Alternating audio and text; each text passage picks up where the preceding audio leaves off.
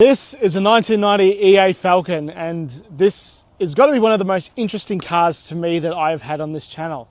This is not just any EA, it is an EA Brock.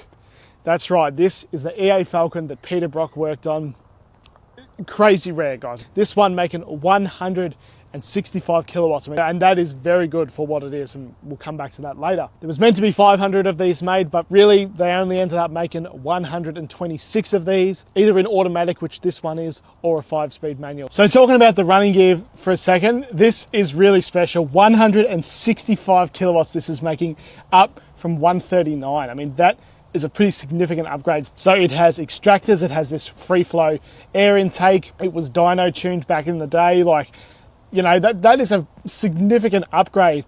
And I have a sneaking suspicion that they hit that number on purpose, because 165 is the exact number that the Holden 5 litre was making. And if we have a look on the little build plate, these cars were actually nicknamed the B8. And that is for two reasons. One, it is the 8th generation of the Brock cars, B8, and also because it rhymes with V8, probably referencing the Holden V8, so the 165 kilowatts. So that's really interesting.